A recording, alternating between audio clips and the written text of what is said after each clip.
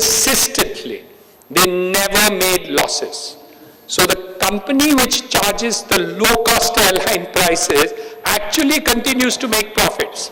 And of course, what's happened in telecom? 20 years ago, or 15, 17 years ago, when we had 33 rupees a minute, of course, we would hardly remember that it was so expensive to use mobile phones. The companies were worth $4 or $5 billion, all of them together.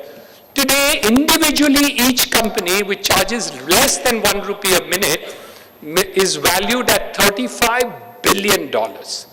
So it's not that low cost will not make money, but it's a paradigm change which the building industry, which the government, MADA included, CITCO included, all the other government agencies together will have to work differently in order to work on this model. So are we as industry, me as industry, we as government willing to do it, or is the government going to continuously tender to say, how can I get the highest price of land? How is it possible to extort most money from real estate in terms of taxes, increase in FSI, bring land under construction taxes, other development charges and other things to make land and other things so expensive that the lowest cost of development after buying this FSI cannot be less than 10,000 rupees a foot. Government is an equal partner to increase the cost of housing that is taking place. Or is it going to follow the parameters which the Prime Minister has put up to say affordable housing for all? Government will have to partner to really look back and say, can we be the enabler for the purposes of creating affordable housing? And we in industry work together to say, how can we really work to expand that sector where there is unlimited demand? Half of Mumbai can actually buy housing in that price point and sector that we do and still make profitable companies. This is a dichotomy you and I will have to solve together, maybe with the accommodation times, maybe with the government's participation and all of us. But I see a great future. A country where infrastructure is king, a Prime Minister who leads by making the paradigms that is necessary. We are proud of him by making these announcements of what we do.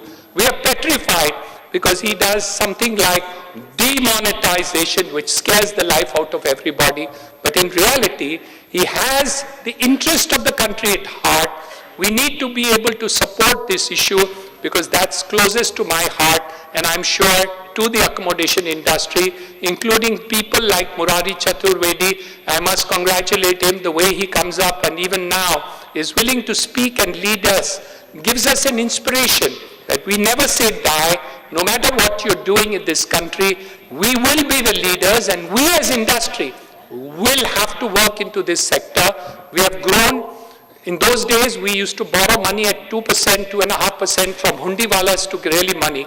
Today, you have IPOs, you have foreign direct investments, you have private equity investment, you have all the segments of society. We have home loans, because earlier home loans in HDFC used to be 16% interest.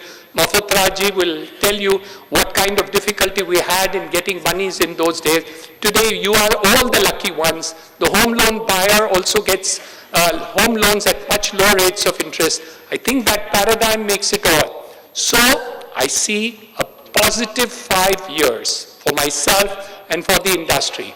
I wish all of us well, this country, this city, this country, with the leadership that we have and the ambition and aspiration to be second to none. Remember one thing, the whole world is jealous of the GDP growth they have.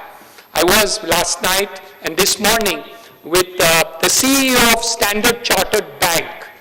Mr. Mafatrachi was also with me last night at dinner with them.